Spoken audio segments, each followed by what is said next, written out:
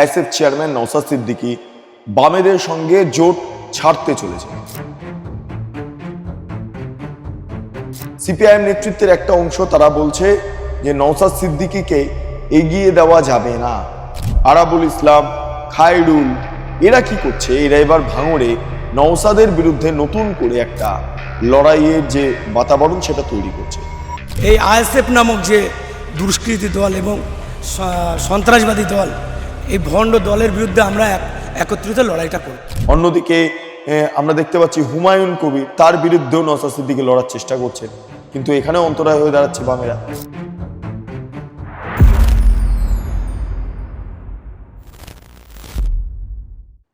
সংযুক্ত মোর্চার অন্যতম বিধায়ক, একই সঙ্গে আইএসএফ চেয়ারম্যান নওশাদ সিদ্দিকী বামেদের সঙ্গে জোট ছাড়তে চলেছেন। এই খবর আমরা পাচ্ছি পঞ্চায়েত নির্বাচনের প্রাককালে, বা এমনটাও হতে পারে পুরসভা নির্বাচনের প্রাককালে নওশাদ সিদ্দিকী তিনি বামেদের সঙ্গে জোট ছেড়ে দেবেন, কারণ তিনি লড়াই করতে পারছেন না।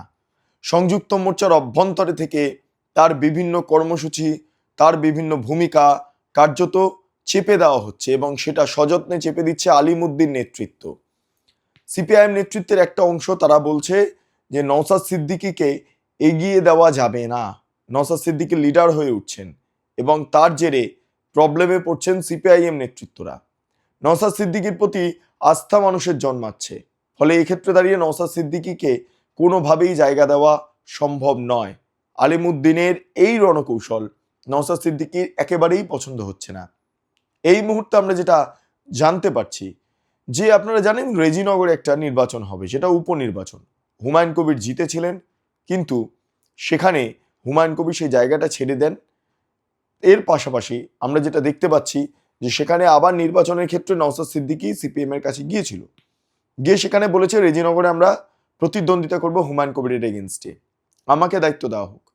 নওশাদ সিদ্দিকীকে কোনোভাবেই জমি ছাড়তে নারাজ সিপিআইএম এবং বামফ্রন্ট নেতৃত্বের একটা অংশ। ফলে রেজিনগরে নওশাদ সিদ্দিকী তারা দাঁড়াচ্ছেন না। যেটা প্ল্যান ছিল দাঁড়াবেন, যার জন্য নওশাদ সিদ্দিকী তারা প্রস্তুতি নিয়ে ফেলেছিলেন, কিন্তু সিপিএম এর তরফে বা বামেদের তরফে একটা ছুতমার্ক রয়েছে নওশাদ সিদ্দিকীকে নিয়ে। ফলে রেজিনগরে নওশাদ সিদ্দিকীকে দাঁড়াতে দেওয়া হলো না, মানে তার দলকে আইএসএফকে দাঁড়াতে দেওয়া হলো না। এটা নওশাদের অত্যন্ত একটা খারাপ লাগার জায়গা তৈরি হলো। এর আগেও সিপিএম এর একটা অংশ লাগাতার নওশাদ সিদ্দিকীর বিরুদ্ধে সোশ্যাল মিডিয়াতে নানা রকম মন্তব্য করেছে লোকসভা নির্বাচনের পর, যেহেতু তিনি ডায়মন্ড হারবারে দাঁড়াননি সেই কারণের জন্য। এখনো পর্যন্ত সিপিএম এর একটা অংশ নওশাদ সিদ্দিকীর বিরুদ্ধে ভয়ঙ্কর ভূমিকা পালন করছেন, যেটা নওশাদের বিলকুল পছন্দ নয়। তো এই অবস্থায় দাঁড়িয়ে সিদ্দিকী তিনি সিদ্ধান্ত নিয়েছেন বামেদের সঙ্গে সংযুক্ত মোর্চার যে জোট, সেই জোট থেকে তিনি বেরিয়ে যাবেন, এবং বেরিয়ে তিনি এককভাবে লড়াই করবেন।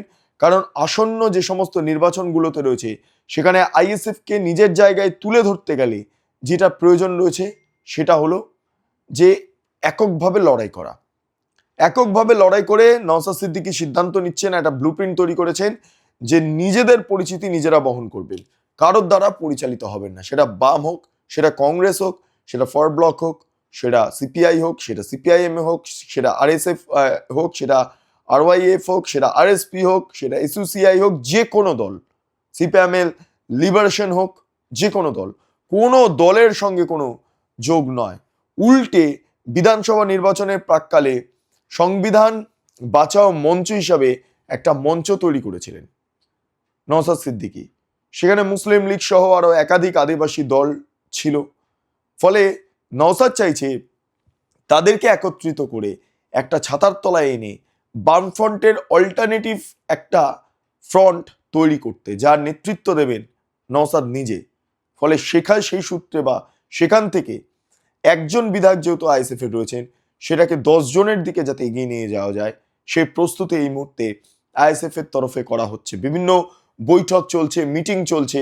এর পাশাপাশি খুব তাৎপর্যপূর্ণভাবে শওকত মোল্লা তো আর ভাঙড়ে নেই, শওকত মোল্লার অধ্যায় শেষ হয়ে গিয়েছে, কিন্তু নতুন করে একটা অধ্যায় দানা বাঁধছে, যেটা হলো আরাবুল ইসলাম, খায়রুল এরা কি করছে? এরা এবার ভাঙড়ে নওশাদের বিরুদ্ধে নতুন করে একটা লড়াইয়ের যে বাতাবরণ সেটা তৈরি করছে। নওশাদ সিদ্দিকীর এখন মূল যারা শত্রু হয়ে দাঁড়াচ্ছে তারা তৃণমূল কংগ্রেসের ঋতব্রত শিবিরের, বলা যেতে পারে ঋতব্রতর সঙ্গে কয়েকদিন আগে মিচো করলো সেই ছবি, সেই ভিডিও আপনারা দেখেওছেন, আমি সেটা নিয়ে প্রতিবেদনও করেছি, আপনারা ভিডিওটা এখনো দেখতে পাচ্ছেন পাশের স্ক্রিনে। ফলে এই আরাবুল ইসলাম ঋতব্রত লবির একটা অংশ হয়ে দাঁড়ালো, এই খায়রুল ঋতব্রত লবির একটা অংশ হয়ে দাঁড়ালো, এবং এরাই ভাঙড়ে এই মুহূর্তে দাপিয়ে বেড়ানোর বা ভাঙড়ের আইন শৃঙ্খলা পরিস্থিতি খারাপ করার একটা প্রচেষ্টা চালাচ্ছে।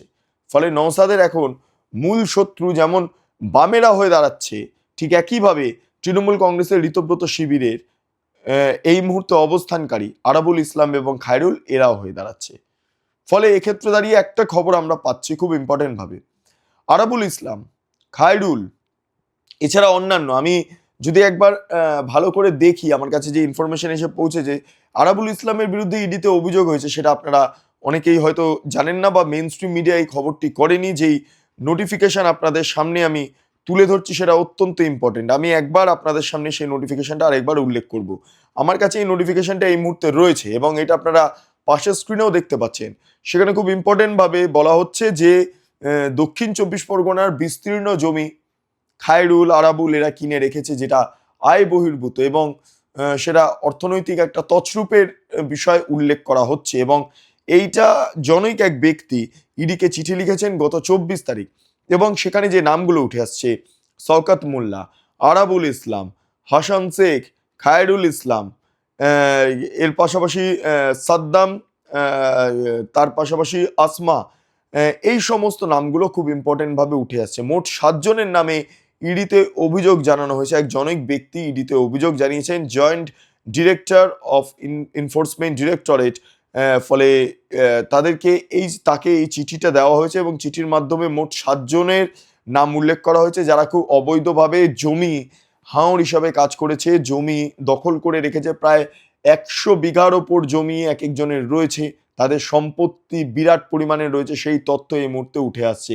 ফলে যখন নওশাদ সিদ্দিকী আরাবুলের বিরুদ্ধে কার্যত লড়াইয়ের প্রচেষ্টা চালাচ্ছে, তখন জনৈক এক ব্যক্তি আরাবুল ইসলাম, শওকত মোল্লা, হাসান শেখ, খায়রুল সহ মোট 7 জনের বিরুদ্ধে যখন এই অভিযোগ তুলে ধরছে জমি কেলেঙ্কারি সহ বিভিন্ন বিষয়কে কেন্দ্র করে, সম্পত্তিকে কেন্দ্র করে, ফলে এটাও খুব ইম্পর্টেন্ট একটা জায়গা।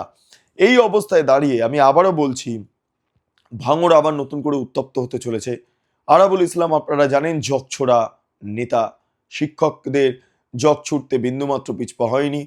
আরাবুলের সঙ্গে শওকতের একটা সংঘাত ছিল, সেই সময় দাঁড়িয়ে শত্রু আমার বন্ধু, শওকতের অন্যতম প্রধান শত্রু যেহেতু নওশাদ সিদ্দিকী ছিল, ফলে শত্রুপক্ষের শত্রুর সঙ্গে হাত মেলাতে আরাবুল বিন্দুমাত্র পিছপা হয়নি।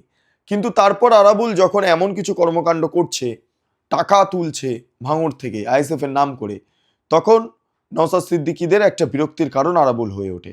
তারপর আরাবুল নিজেই ছেড়ে চলে যায় আইএসএফ, তারপর ঋতব্রত শিবিরে যোগদান করে এবং নওশাদকে হারানো হচ্ছে মূল টার্গেট। এটা আরাবুলের তরফে বা আরাবুলের যারা ঘনিষ্ঠরা রয়েছেন খায়রুল, এদের তরফে স্পষ্ট বলা হচ্ছে। সেই বাইকটা সেদিনকার আমি নিয়েছিলাম, খায়রুলের বাইকটা, একবার একটু ছোট্ট করে শুনে নিন। দেখুন, আমরা আরাবুল ইসলাম আমাদের টিএমসিরই লোক ছিল, ঠিক আছে, কিন্তু যে কোনো কারণবশত উনি আইএসএফে চলে যায় ওই ভণ্ড নওশাদের কথা শুনে। তো সেই ওনার ভুলটা উনি বুঝতে পেরেছেন, তাই ফের আমাদের দলে যুক্ত হয়েছে।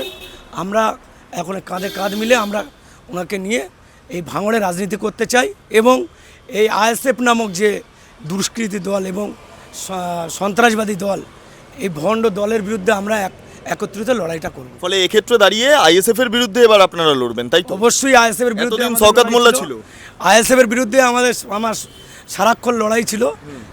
শওকত মোল্লার বিরুদ্ধে লড়াইটা, যেটা কাইজার এবং আরাবুল ইসলাম দুজনে একসাথে প্রেস কনফারেন্স করে বলেছিলেন, তাহলে সেটাকে মিথ্যে ছিল? দেখুন, রাজনীতিতে একটা কথা মাথায় রাখতে হবে, কে কখন কার সাথে রাজনীতি করবে সেটা তার একমাত্র ব্যক্তিগত মত পোষণ করবে, তারা তার উপর ডিপেন্ড করে। আমরা ভাঙড়ের সন্তান, ভাঙড়ে আমরা চাই না আর কোনো বহিরাগত এসে ভাঙড়ের ক্ষেত্রে রাজনীতি করুক, এবং ভাঙড়ের যে ভ্রাতৃত্ববোধ, ভাঙড়ের যে দুর্নাম আমরা ঘোচাতে চাই, এই ভ্রাতৃত্ববোধ নষ্ট করছে নওশাদ এবং তার দল। ওনার মুখ আর মুখোশ কিন্তু আলাদা, দেখবেন আপনি, উনি হেসে হেসে কথা বলে, কিন্তু একটা বলে যে স্বচ্ছ দল, স্বচ্ছ দল। দেখবেন সবচেয়ে বেশি এই ভাঙড় বিধানসভায় 4 তারিখের পর থেকে কিভাবে দুর্নীতি করেছে, ভাঙড়ের ক্ষেত্রে সাধারণ মানুষকে কীভাবে শোষণ করেছে। সে ঘর ভাঙা থেকে শুরু করে, দোকান বন্ধ থেকে শুরু করে, বোমপিং, বিগত দিন যা ছিল তার 4 গুণ বেড়ে গেছে, এবং তোলাবাজিও 4 গুণ বেড়ে গেছে। মানে এখনো শওকত মোল্লা রিস্কের জায়গায় নেই, তাই তো? না, সওগাত মানে মোল্লার গ্রেপ্তার এখানে হয়ে মেটার আছে নেই। বলে আইনি কেস আছে। সওগাত মোল্লার মেটারের এখানে তো নেই। হ্যাঁ। এখন আইএসএফ ভার্সেস আমরা এখন লড়াই করছি। আমাদের যে তৃণমূল আছে, আমরা সেই তৃণমূল মিলে আমরা লড়াই করছি। আইএসএফের সাথে লড়াই আমাদের জারি থাকবে, এবং ওই নওশাদকে যতক্ষণ না এই ভাঙড়ের বুক থেকে ফুরফুরায় ওনাকে পাঠাবো, ততক্ষণ না রাজনৈতিকভাবে আমাদের লড়াই জারি থাকবে। আপনারা শুনলেন খায়রুলের সেই বক্তব্যটা, ফলে বুঝতেই পারছেন আরাবুলও কি বলেছিল, একবার একটু ছোট করে শুনে নিন। আমি আজকে কিচ্ছু বলবো না, আমি এমনি সৌজন্য সাক্ষাৎকারে এসেছি দেখা করতে। আমি যে কোনো এমএলএদের সাথে আমি তো এক্স এমএলএ, আমি 2006 সাল থেকে এমএলএ ছিলাম। আমি আপনাকে এমনি ঋতুব্রত বন্দ্যোপাধ্যায়ের ঘরে দেখা গিয়েছে। হ্যাঁ, দেখা গিয়েছে। কথা বলতে চাইলে তো সবার সাথে কথা বলতে হবে আমার। আপনি কি দেখছেন? আমি আজকে এখন কোনো কথা বলবো না। আমি এমনি এসেছি বিধানসভা। আমার কিছুটা কাজ ছিল, আমার পেনশনটা আজ 2-3 বছর আটকে আছে, আমি সেটা নিয়েও কথা বললাম। আমার নিজের কাজে এসেছি, সবার সাথে দেখা হবে। আপনাকে কালীঘাটে না গিয়ে ঋতুব্রত বন্দ্যোপাধ্যায়ের ঘরে কেন দেখা গেল? কালীঘাটে কি করেছে? কালীঘাট তো আমার 7 বার জেল খাটিয়েছে, 7 বার ভদ্রমহিলা আমাকে জেল খাটিয়েছে। আমি কারোর বিরুদ্ধে বলতে চাইছি না। চলো। ফলে এই পরিস্থিতিতে দাঁড়িয়ে এখন স্পষ্ট বোঝা যাচ্ছে আরাবুল এই মুহূর্তে নওশাদ সিদ্দিকীর মূল টার্গেটে রয়েছেন, কিন্তু অন্তরায় হয়ে দাঁড়াচ্ছেন বামেরা। অন্যদিকে আমরা দেখতে পাচ্ছি হুমায়ুন কবির, তার বিরুদ্ধেও নওশাদ সিদ্দিকী লড়ার চেষ্টা করছেন, কিন্তু এখানেও অন্তরায় হয়ে দাঁড়াচ্ছে বামেরা। ফলে এককভাবে নওশাদ সিদ্দিকীরা তারা এগোতে পারছেন না, প্রবলেম তৈরি হচ্ছে। সেই কারণে আগামী কয়েকদিনের মধ্যে বাম জোট ছেড়ে নওশাদ এককভাবে এগোবেন বলে আমরা খবর পাচ্ছি বা জানতে পাচ্ছি। যাই হোক, এই নিয়ে আপনাদের কি মতামত অবশ্যই আপনারা কমেন্ট সেকশনে জানান। আপনারা এতক্ষণ ধরে দেখছিলেন বেঙ্গল লিবার্টি। চ্যানেলটি অবশ্যই ভালো লাগলে লাইক করুন, সাবস্ক্রাইব করুন, শেয়ার করুন, বেল আইকন ক্লিক করুন www.bengalliberty.com, সেখানে ক্লিক করুন। সমস্ত খবর আপনাদের জন্য সাজানো রয়েছে। পাশাপাশি আরও 2টি YouTube channel, Bengal liberty live, Bengal liberty news, সংশ্লিষ্ট 2টি ইউটিউব চ্যানেল আপনারা প্রবেশ করুন, লাইক করুন, সাবস্ক্রাইব করুন, শেয়ার করুন, বেল আইকন ক্লিক করুন। 3টে social media handle, Bengal liberty Facebook, Instagram, x handle, সেখানে প্রবেশ করুন। ভাবা প্র্যাকটিস করুন, স্বাধীন কাঁচিন এবং গেরিলা সাংবাদিকতার পাশে দাঁড়ান। অসংখ্য ধন্যবাদ।